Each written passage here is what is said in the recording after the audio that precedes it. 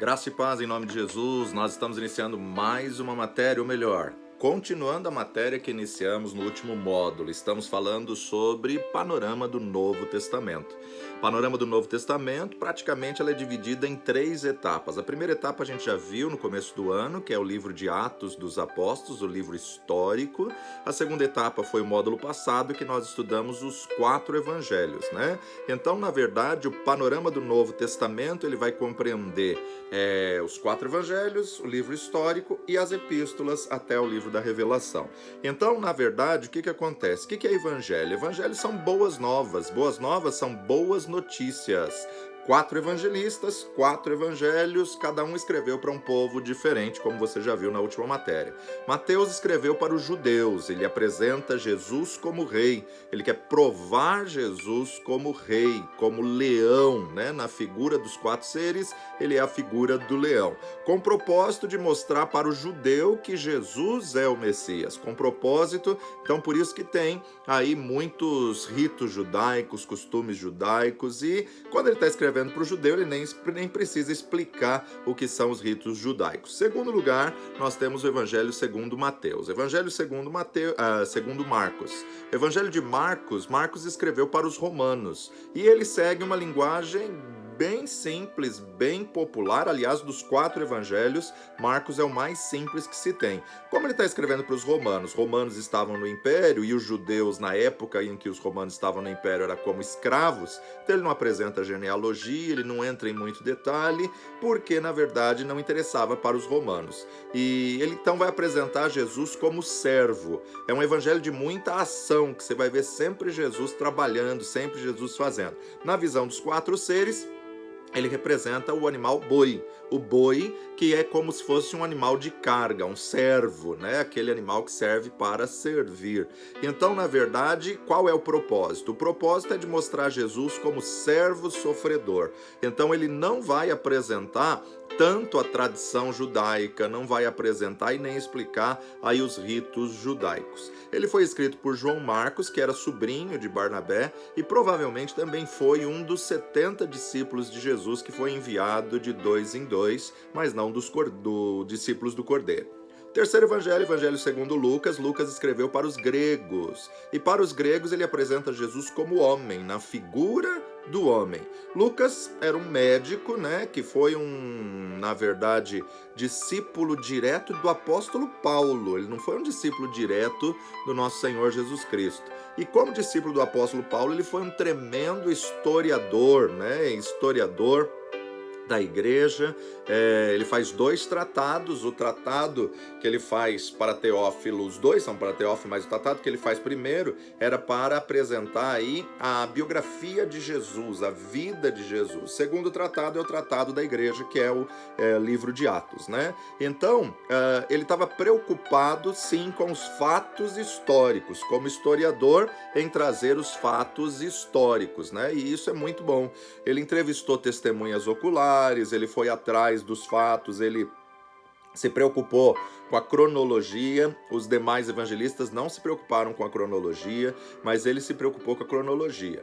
E ele conversou com os que viram Jesus, e ele fez uma pesquisa ampla, uma pesquisa abrangente, literalmente um inventário real, né? Uma biografia, onde, na verdade, ele faz o primeiro tomo e o segundo tomo, como uma tese que ele está fazendo para apresentar aí para esse potentíssimo Teófilo, né? O Evangelho segundo Lucas e o livro histórico de Atos são os 2 tratados de Lucas, os 2 tomos de Lucas, seria como parte 1, parte 2. E ele é historicamente muito preciso. E aí nós temos o 4º evangelho. O 4º evangelho é o evangelho segundo João. João escreveu para a igreja, ele apresenta Cristo como eterno, ele apresenta, na verdade, não a humanidade, mas a eternidade de Jesus, a divindade de Cristo. Por isso, no 4º ser, é como a figura da águia voando. Então, Mateus, leão; Marcos, boi; Lucas, o homem, porque o grego priorizava muito a questão do homem, fisiculturismo e tudo mais, e quarto, a águia voando. Com propósito, João escreve de mostrar que Jesus é Deus, o Verbo se fez carne e habitou entre nós. Então ele começa o seu livro, no princípio era o Verbo estava com Deus e o Verbo era Deus. Interessante que o Evangelho de João não é considerado um evangelho sinóptico, não é considerado evangelho sinóptico, mas é considerado sim um evangelho canônico, né? Eu me confundi aí numa das gravações, não confundi não, passou direto, né? O que acontece? Tudo que está na Bíblia é canônico, tudo que está nos nossos 66 livros são canônicos, mas o Evangelho segundo João não é um evangelho sinóptico, mas ele é sim canônico. Os 4 evangelhos, Mateus, Marcos, Lucas, João, passaram pelo crivo, pela métrica, pela régua do cânon, né? Os focos de Jesus, os focos de João no Evangelho que ele escreve é apresentar Jesus nos diálogos, o diálogo que ele tem com Nicodemos, o diálogo que ele tem com a mulher samaritana. O Evangelho todo ele conta só 7 milagres para mostrar que Jesus é Deus. E por isso que ele coloca, tem ainda muitas outras coisas que não relatei nesse livro e cuido que os livros da terra não conteriam se fosse escrever tudo que esse homem fez. Bom, os 4 evangelhos são como biografias de Jesus. Os escritores também podem ser chamados de evangelistas, embora 2 deles foram apóstolos direto, apóstolos do Cordeiro, discípulos do Cordeiro, e 2 não. Tá? Então a gente observa aí 2 discípulos do Cordeiro, 2 apóstolos do Cordeiro e 2 não. Os discípulos de Jesus, que eram discípulos do Cordeiro, foi Mateus e foi João. Mateus, que na verdade era Levi também, o cobrador de impostos, né? E João, que também escreveu primeira, segunda, terceira epístola de João e o livro da Revelação, o livro do Apocalipse. Então o evangelista João escreveu ao todo 5 livros, né? O Evangelho segundo João, primeira, segunda, terceira João e o Apocalipse. Agora, Lucas e Marcos não eram discípulos do Cordeiro ou apóstolos do Cordeiro. Agora, os 4 evangelhos, eles trazem a mensagem do reino, mostrando que a vós é chegado o reino dos céus, a vós é chegado o reino de Deus, sendo que para cada um deles havia um povo destinado na época com um propósito específico. Mateus para o judeu, Marcos para o romano, Lucas para o grego. Os 4, tanto Mateus, Marcos, Lucas e João, foram escritos em grego, que era a língua oficial aí da época, né? Então, Mateus, Marcos e Lucas são sinópticos porque narram os mesmos acontecimentos, os mesmos fatos, com linguagens diferentes, e são canônicos, além de sinópticos, são canônicos. E João também é canônico, porém não é sinóptico, né? Porque não foi escrito na mesma ótica, né? Há uma distinção entre Mateus, Marcos, Lucas e João, tá? Marcos foi o primeiro a ser escrito, depois Mateus e, por fim, o Evangelho segundo Lucas, cada um com uma particularidade diferente. Isso foi a nossa panorama do Novo Testamento, parte 1, com muito mais detalhes, né? E depois nós temos o livro histórico. O livro histórico também a gente não vai entrar em muito detalhe, porque o livro histórico foi visto no começo do ano, uma matéria inteira só para o livro histórico de Atos, né? Mas vamos citar aqui. Atos é o livro da transição entre a biografia de Jesus e a narrativa da igreja. É um livro de transição entre os 4 evangelhos e as cartas. É o livro que vai coligar os 4 evangelhos às cartas. Na verdade, o livro de Atos, que também é considerado atitudes, ações. Ações de quem? Ações da igreja primitiva, ações dos apóstolos, mas acima de tudo, ações do Espírito Santo de Deus. O livro de Atos se torna como que uma parte da biografia dos apóstolos, apóstolo Pedro, Barnabé, apóstolo Paulo, né? Uma biografia dos apóstolos, da história da igreja primitiva, do apóstolo Paulo, e também podendo ser chamado de Atos da Igreja, ou Atos da Igreja Primitiva, ou Atos dos Apóstolos, ou com mais propriedade, Atos do Espírito Santo de Deus na Igreja Primitiva. Relata o início no ministério do Espírito Santo, a descida, o derramar do Espírito Santo, o início da igreja e também é um manual de missões. Que livro fabuloso, né? Um manual de missões. Mas o Atos, ele é a narrativa da história, dentro do livro de Atos, que vai estar acontecendo as cartas paulinas, as cartas gerais, que a gente vai estar falando um pouquinho nessa matéria. Ele é só uma passagem, né? Então nós não vamos entrar em detalhes porque já tivemos essa matéria de Atos dos Apóstolos em detalhes. E hoje a gente está só num panorama do Novo Testamento. Ele é o início da igreja, ele é a descida do Espírito Santo, mas ele se torna o padrão e o exemplo para os fiéis. O autor do livro de Atos é Lucas, o mesmo que escreveu o Evangelho segundo Lucas. E olha que interessante como que ele começa o livro histórico. Fiz o primeiro tratado, ó Teófilo, acerca de tudo que Jesus começou, não só a fazer, mas a ensinar, até o dia em que foi recebido em cima, depois de ter dado mandamentos pelo Espírito Santo aos apóstolos que escolhera. Então ele coliga o evangelho que ele fez primeiro como primeiro tratado. E agora ele está como historiador para poder fazer a história da igreja.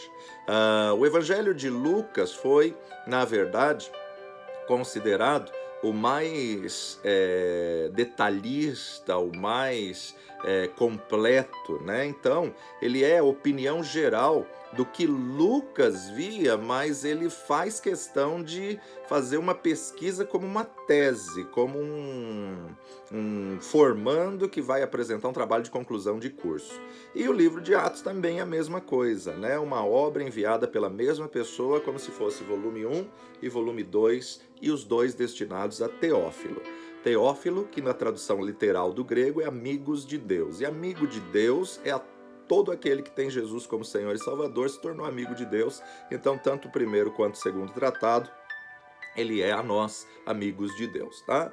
Em Atos, Lucas dá uma ideia de que muitas vezes ele está junto na narrativa. Olha só, Atos capítulo 16, verso 10, Atos 16, 10, ele vai dizer, e logo depois desta visão, procuramos, primeira pessoa do plural, nós estávamos juntos, né? Procuramos partir para a Macedônia, concluindo que o Senhor nos chamava para lhes anunciarmos o Evangelho. Então, muitas vezes ele está se incluindo, muitas vezes ele está se envolvendo na narrativa do texto. Atos capítulo 20, versículo 5, estes indo adiante, nos esperaram em Troade. Esses indo adiante nos esperaram em Troade. Data, alguns dizem que foi cerca do ano 90, mas a escola adota a visão que foi escrito no ano 63. Por quê?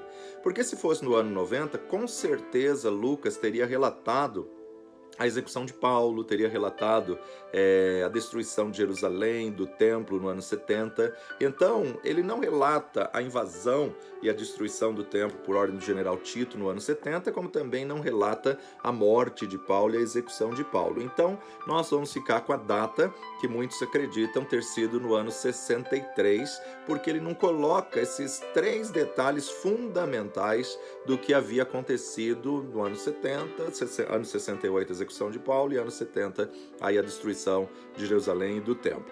Ele termina o livro Paulo proclamando o evangelho com grande veemência. Nero faz uma grande perseguição no ano 70 e Lucas não deixaria então de mencionar fatos tão importantíssimos aí do período ano 67 a 70, que com certeza essa guerra, né, esse ataque destruindo o templo, com certeza ele citaria. Mas a gente vê aí que toda essa invasão foi realmente uma situação terrível, mas uma situação sob a permissividade de Deus, porque eles rejeitaram o Messias, queriam continuar fazendo sacrifício e Deus não queria mais sacrifício. Quando a gente olha para o livro de Atos, nós vemos então que ele não vai citar nem a morte de Paulo, e você vai saber então das outras prisões de Paulo somente através das cartas que ele escreveu, porque Lucas só cita a primeira prisão.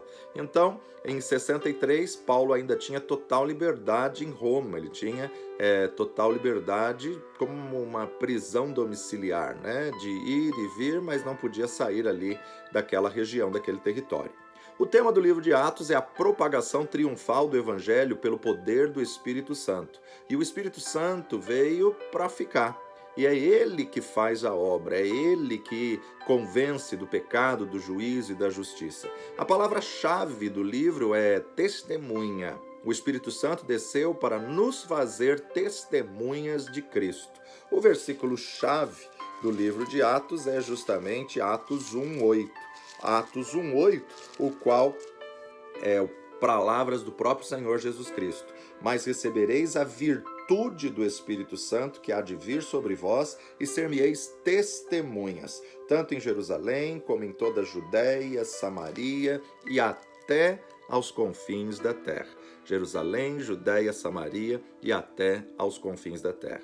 O Espírito veio para nos trazer poder, para nos fazer testemunhas, para nos dar virtude para testemunhar e para dizer que somos filhos de Deus, né? Nós vamos sintetizar dividindo o livro de Atos em 3 períodos. O primeiro período, o personagem principal é o apóstolo Pedro, aonde, na verdade, o centro geográfico do primeiro período é Jerusalém. O centro geográfico é Jerusalém.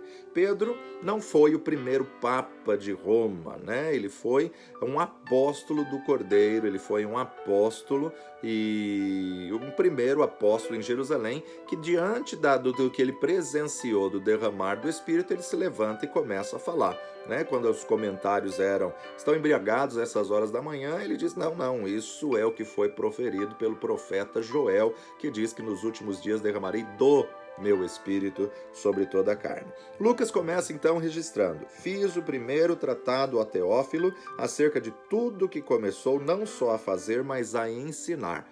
Atos 1:1. E até o capítulo Atos 8,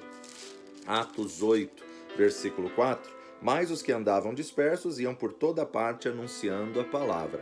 Até aqui eles estão dentro de Jerusalém. Até aqui a narrativa de Jerusalém. Aí tem que vir a perseguição para eles poderem sair, né? Até um trocadilho, porque não cumpriram Atos 1:8, recebereis a virtude para seres testemunhas em Jerusalém, Judéia, Samaria e confins da terra. Por eles não cumprirem Atos 1:8, Deus permitiu Atos 8:1, né? O trocadilho de Atos 1:8, Atos 8:1. Por quê? Porque a partir da perseguição, então eles cumprem a ordenança de Jesus obrigatoriamente, cumprem a ordenança de Jesus forçados, né? Então o segundo período começa exatamente a partir de Atos capítulo 8, a partir do versículo 5, esse período de transição, a história da igreja começa a mudar e o centro geográfico agora passa a ser Antioquia, né? Como um QG, como um quartel-general, aonde a gente vai ver aí, Paulo começa a ser introduzido no cenário. Paulo se converte, então o ministério muda agora dos judeus para os gentios, ou judeus e gentios. Logo na sequência a gente vai ver aí Cornélio, mas o segundo período, que é o foco aí dessa posição do evangelho para os gentios, vai de Atos 8:5, e descendo Filipe à cidade de Samaria, pregava Cristo, até Atos 12:25. Atos 12:25 nos diz: e Barnabé e Saulo, havendo terminado aquele serviço, voltaram para Jerusalém, levando também consigo a João, que tinha por sobrenome Marcos. Atos 13:1. Na igreja que estava em Antioquia havia alguns profetas e doutores, a saber, Barnabé e Simeão chamado Níger, Lúcio Cirineu e Manaém, que fora criado com Herodes o tetrarca, e Saulo. Servindo eles ao Senhor e jejuando, disse o Espírito Santo: apartai-me a Barnabé e a Saulo para a obra que eu os tenho chamado. De Atos 13 até Atos 28:31, até Atos 28:31, que é justamente o último versículo, pregando o reino de Deus e ensinando com toda liberdade as coisas pertencentes ao Senhor Jesus Cristo, sem impedimento algum. A gente vai então intitular que a terceira parte, ou terceiro período, e essa terceira parte, o terceiro período, o centro geográfico vai ser Roma. Então, primeira parte, o centro geográfico é Jerusalém, segunda parte, o centro geográfico é o povos gentios, ou Antioquia, e terceira parte, Roma. E interessante notarmos também que o primeiro período, a evidência é o apóstolo Pedro, depois entra o apóstolo Paulo, onde muitos até citam que o livro de Atos é a biografia de Pedro e Paulo, né? Mas, na verdade, eles são apenas os personagens principais, né? O tema são as viagens missionárias em Roma. E aqui nesse terceiro período, a igreja já estava atingindo os confins da terra da época, confins da terra do mundo conhecido na época. O livro em si, ele consegue cumprir Atos 1:8, porque o livro em si, ele vai passar por Jerusalém, Judéia, Samaria e os confins da terra da época conhecida. Os discípulos já cumprem a comissão na sua geração, na sua época, a grande comissão de Jesus.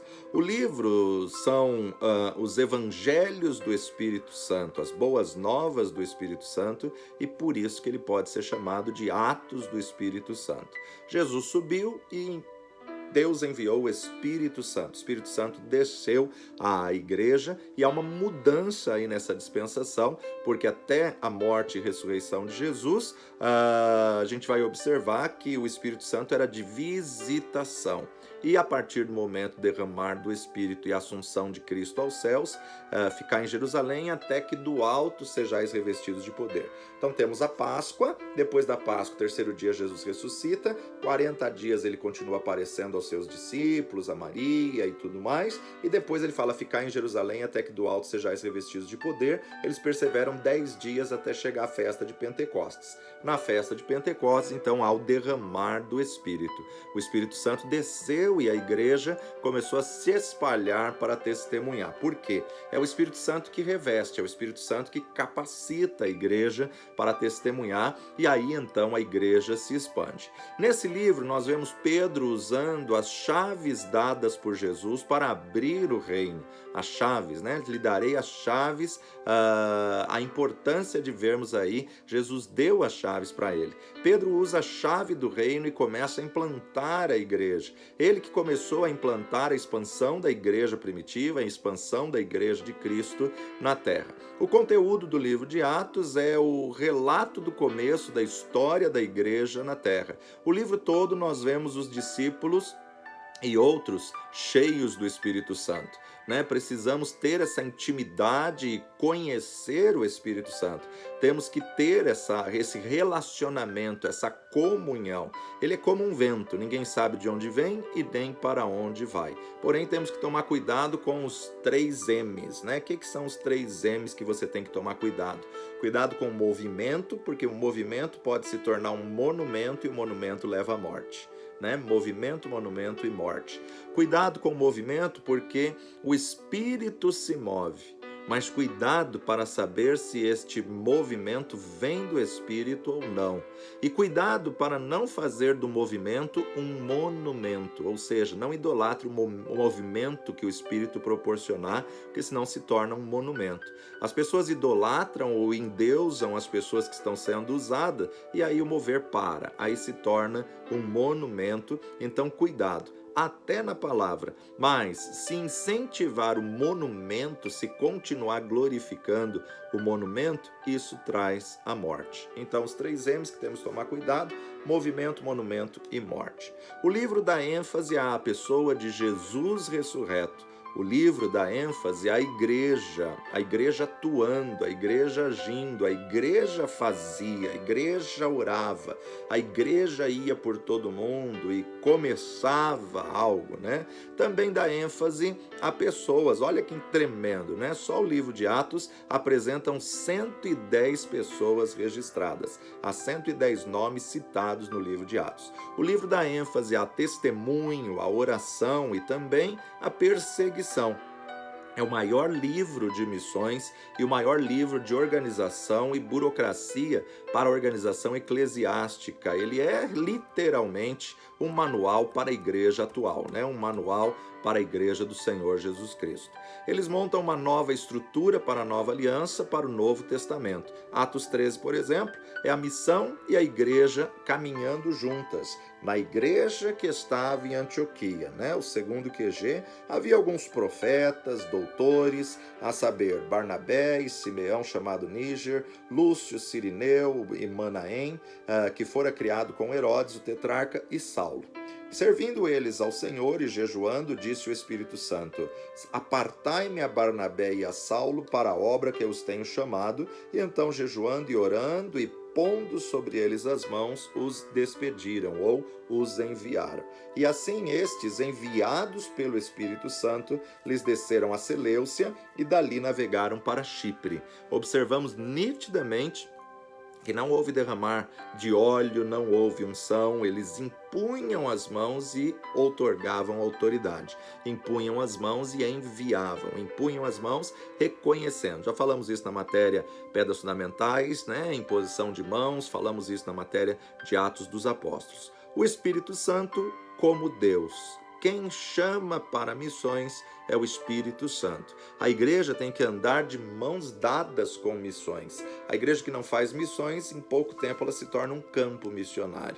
Missões têm que sair de dentro da igreja para fora, eclésia. Essa é a razão, o propósito, o desígnio e o motivo da igreja estar na terra ainda. A igreja tem que fazer missões. Todas as cartas paulinas foram escritas no contexto do livro de Atos. Ora, ele estava em liberdade, em viagem, ora, ele estava preso, né? Mas nós temos que observar isso daí, muito importante. Tem um livro muito interessante que eu quero indicar aqui, Homens com uma Mensagem, Homens com uma Mensagem, que traz um quadro da vida do apóstolo Paulo muito interessante, que diz onde Paulo escreveu cada uma das cartas, qual situação, qual contexto ele escreve a carta no período de suas viagens missionárias e também na prisão, que é um outro livro que eu quero indicar, Cartas da Prisão. Cartas da Prisão, onde a gente vê aí todo o contexto literal do que Paulo escreveu em cada momento que ele estava vivenciando para poder escrever cada carta. Então, o Novo Testamento começa com os 4 evangelhos, que é um tratado, uma biografia, um resumo das ações de Cristo Jesus, que poderia ser Atos de Jesus Cristo, Mateus, Marcos, Lucas e João. 3 são sinópticos e 1 não, porém os 4 são canônicos. E aí nós temos Mateus para o judeu, Marcos para os romanos, Lucas para os gregos e João para a igreja. E depois dos 4 evangelhos, que são, na verdade, as atitudes de Cristo Jesus, a biografia de Cristo Jesus, entra no livro de Atos dos Apóstolos, que é o único livro histórico do Novo Testamento. O Antigo Testamento nós temos 12 livros históricos, mas o Antigo Testamento também são 4.000 anos de história. Novo Testamento são 100 anos de história. Então nós temos um livro histórico, que é o livro de Atos. E depois nós entramos nas epístolas. Epístolas, na verdade, é o mesmo termo para cartas. Cartas ou epístola, hoje é mais conhecido como cartas, né? Epístolas são divididas em 2. Cartas gerais e cartas paulinas. Cartas paulinas foram escritas por Paulo e endereçada às igrejas ou aos indivíduos. Paulo escreveu suas 13 cartas, algumas no período das viagens missionárias e outras em prisões. Sempre a gente vai correlacionar dentro do período de Atos dos Apóstolos. Durante a sua segunda viagem missionária, Paulo escreveu as 2 cartas aos Tessalonicenses. Então, na segunda viagem, ele escreve aos Tessalonicenses, orientando o povo a estar pronto para o retorno de Jesus. E algum tempo depois, durante a sua terceira viagem missionária, ele escreveu a primeira carta aos irmãos de Corinto, ou 1 Coríntios, procurando corrigir os erros graves que surgiram na igreja, que chegaram ao ouvido dele. Olha, a igreja de Corinto está fazendo isso, está fazendo aquilo outro. E a segunda carta aos Coríntios, ele escreve logo na sequência, também nessa mesma viagem, defendendo seu apostolado com muito temor e humildade, né? Porque eles começaram a julgar, dizendo: esse Paulo não é nem apóstolo, esse Paulo era peonte perseguidor da igreja, então ele escreve defendendo seu apostolado. A gente vai observar com cuidado, zelo, muito temor e humildade. Ele escreve também aos Gálatas, com teor maior na libertação e as correntes que foram quebradas e sobre a não mais necessidade de vivermos sob o domínio da lei e já que vivemos na era da graça, né? Tendo em vista que apareceram alguns judaizantes que queriam fazer o povo voltar ao judaísmo. Então ele vai escrever aos Gálatas, não há mais necessidade de vivermos sob o domínio da lei. E aí então tem a carta aos Romanos, e a carta aos Romanos é onde Paulo explica nossa salvação, né? É tremendo vermos aí essa carta aos Romanos. Paulo foi preso várias vezes e na prisão ele escreveu a carta a Filemon, orientando Onésimo a perdoar o escravo fugitivo e ao tratá-lo como um irmão em Cristo assim que ele retornasse. Ele escreve também a carta aos Colossenses da prisão, apresentando Jesus como cabeça da igreja, fazendo com que todas as coisas voltem a convergir em Cristo novamente.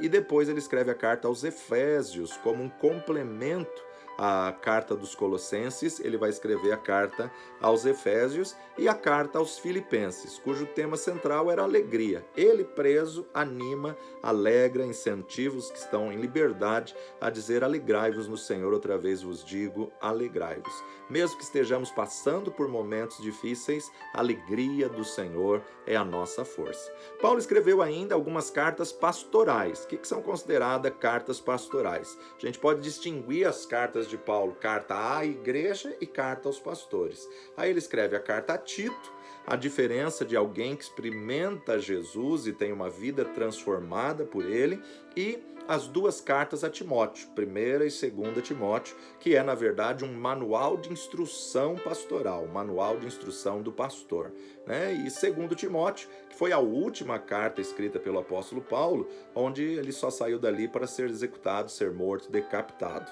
né? Então, a última carta a escrever foi 2ª Epístola, 2ª Carta a Timóteo.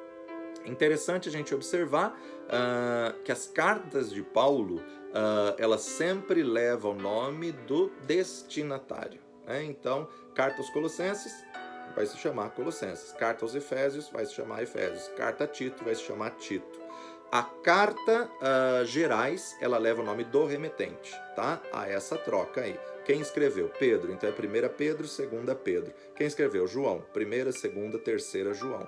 Cartas gerais levam o nome de quem escreveu. Cartas paulinas levam o nome do destinatário a quem foi destinado. Os evangelhos vieram como carro-chefe da história, né? Por quê? Porque, embora algumas cartas foram escritas antes dos evangelhos, como é o caso de Tiago, os evangelhos vieram mais como um carro-chefe da história. É a vida de Cristo. E logo em seguida, o livro de Atos, entra Atos dos Apóstolos, e Atos é um livro que não tem fim, ele termina no vácuo, no aberto. Por quê? Porque os atos da igreja continuam, os atos do Espírito Santo de Deus continuam. A igreja tem que continuar agindo, enquanto ela estiver na terra, ela tem que ter ação. Olha só, Atos capítulo 28, de 27 a 31, nós podemos observar que o livro termina em aberto, né? Porquanto o coração deste povo está endurecido, e com os ouvidos ouviram pesadamente e fecharam os olhos, para que nunca com os olhos vejam, nem com os ouvidos ouçam, nem do coração entendam e se convertam, e eu os cure. Seja-vos, pois, notório que esta salvação de Deus é enviada aos gentios, e eles a ouvirão. E havendo ele dito isso, partiram os judeus, tendo entre si grande contenda. E Paulo ficou 2 anos inteiros na sua própria habitação que alugara, e recebia todos quantos vinham vê-lo, e pregando o reino de Deus e ensinando com toda a liberdade as coisas pertencentes ao Senhor Jesus Cristo, sem impedimento algum. E o livro termina, né? Não termina. Na verdade, nós que continuamos o livro de Atos. Por quê? Porque ele não tem uma conclusão, ele não terminou como uma carta que tem começo, meio e fim. Paulo prisioneiro durante 2 anos, mas ainda continua pregando sem impedimento algum, no começo, na primeira prisão em Roma. E agora, então, o apóstolo João, sim, João escreveu meados do ano 90, no final de sua vida. Não se esqueça que Paulo não escreveu registro para ser um livro, como um livro. Paulo escrevia uma carta, e carta, então, tinha que rodar pela cidade, rodar por toda a cidade, porque era uma carta à igreja, era um documento para a igreja. Talvez nem Paulo nunca teve noção que essas cartas eram totalmente inspiradas pelo Espírito Santo e que algum dia alguém iria juntar todas as cartas dele para entrar no cânon e se tornar a Bíblia, né? Olha só, Atos dos Apóstolos, capítulo 1, versos de 1 a 4, você vê que o propósito e o teor de Lucas escrever a vida de Cristo e as atitudes da igreja foi diferente. Ele já faz como uma tese justamente para ficar registrado. Fiz o primeiro tratado a Teófilo acerca de tudo que Jesus começou, não só a fazer, mas a ensinar, até o dia em que foi recebido em cima, depois de ter dado mandamentos pelo Espírito Santo aos apóstolos que escolhera, aos quais também, depois de ter padecido, se apresentou vivo com muitas infalíveis provas, sendo visto por eles por espaço de 40 dias e falando do que respeita ao reino de Deus. E estando com eles, determinou-lhes que não se ausentasse de Jerusalém, mas que esperassem a promessa do Pai, que disse ele: de mim ouviste. Então veja só, Lucas está registrando que ele faz o primeiro tratado até o término da vida de Jesus, ressurreição e assunção, e agora o segundo tratado ele começa a partir dali com a ordem de Cristo. Ele continua aparecendo 40 dias, ficar em Jerusalém até que do alto sejais revestidos, mais 10 dias, ele vai dando uma cronologia. Esses 40 dias que Jesus apareceu com eles, Jesus comia com eles. E por quê? Porque comer é sinal de comunhão, é sinal de hospitalidade, é sinal de intimidade. Judeu só tem uma refeição com quem ele quer se relacionar, só tem uma refeição com quem ele quer criar vínculos de amizade, né? Então isso é muito importante. E olha só que tremendo, né? O apóstolo João, quando vai escrever o Apocalipse capítulo 3, versículo 21, ele nos diz: ao que vencer, lhe darei que se assente comigo no meu trono, assim como eu venci, me assentei com meu Pai no seu trono, né? Então, se assente junto no trono e também vamos estar assentados na mesa com ele, mesa onde há comunhão, onde há intimidade, onde há confraternização, mesa onde há conversa.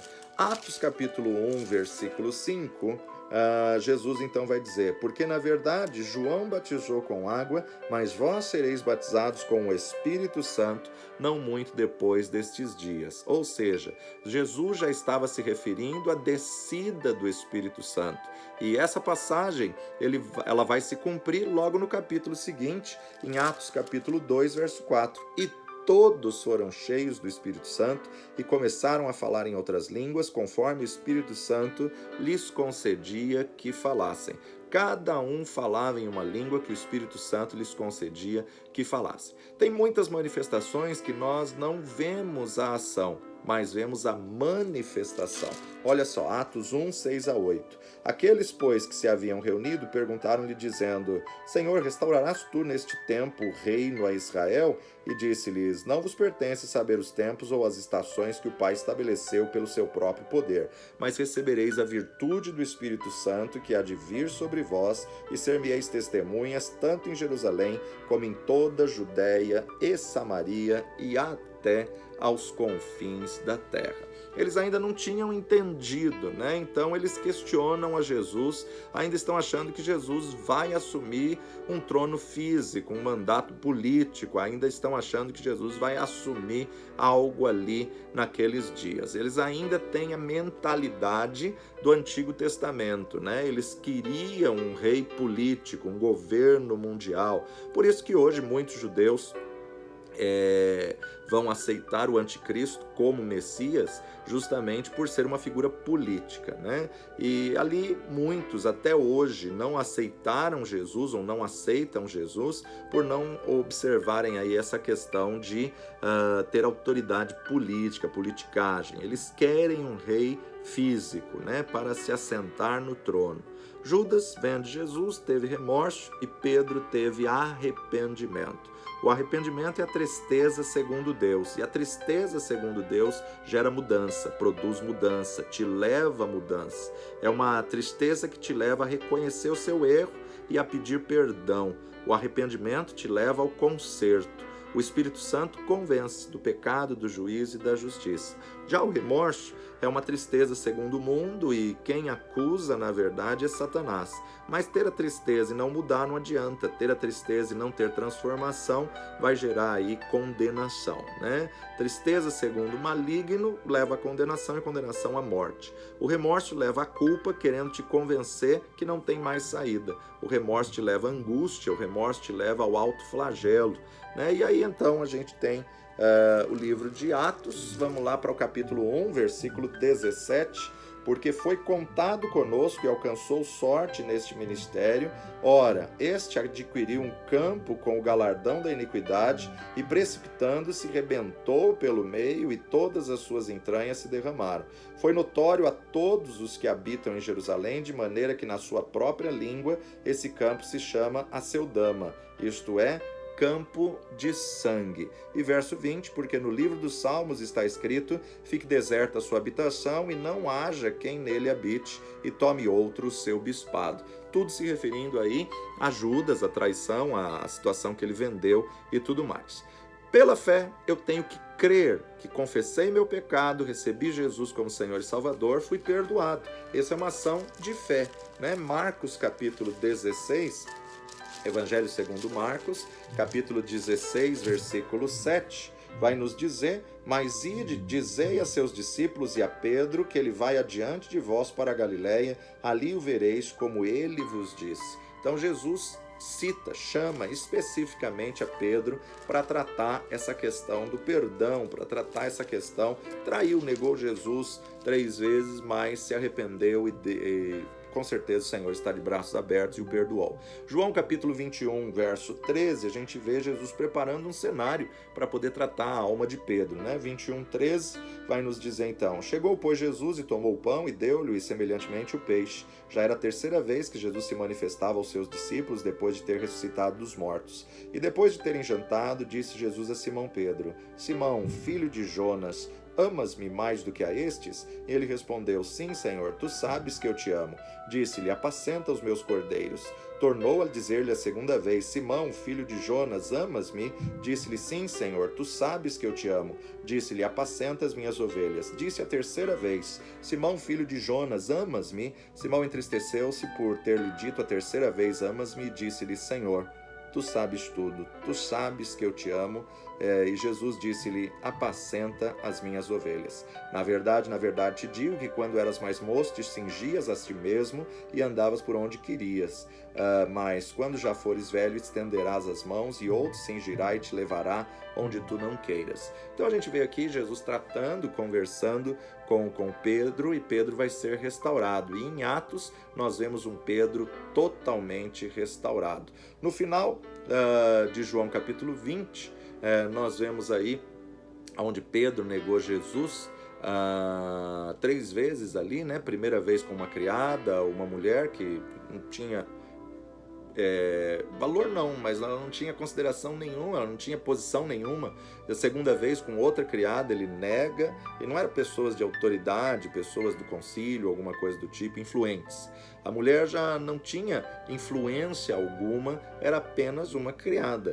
E como pode, né, um homem, como homem, mandar a mulher se calar porque ele não conhecia esse homem, tendo andado com ele 3 anos e meio. E aí então ele nega. Para essas 2 criadas ele não necessitaria negar, né? Quando Jesus aparece a Maria, ele diz: vai dizer a meus irmãos e também a Pedro. Vai dizer a meus irmãos e também a Pedro. porque ele não se sentia mais apóstolo, ele não se sentia mais discípulo, ele não se sentia digno, ele estava arrasado e Jesus sabia disso. E na noite em que tentaram matar o Senhor Jesus, quando ele jurou fidelidade, ele na verdade o negou. E agora então Jesus tem que perguntar: tu me amas? E por 3 vezes Jesus estava promovendo uma cura interior, porque ele tinha negado 3 vezes. E aí então, diante do fogo, Jesus se senta, como que diante do fogo, ele pergunta 3 vezes: tu me amas? E quando ele responde: sim, eu te amo, aí então o Senhor diz: então apacenta as minhas ovelhas, apacenta os meus cordeirinhos. Isso é muito importante nós observarmos, justamente porque a primeira parte do livro de Atos vai ser justamente com esse personagem, né? Então essa é a importância. Vamos para o intervalo, daqui a pouquinho a gente continua para entrarmos aí nas epístolas paulinas e nas epístolas gerais. Até daqui a pouco.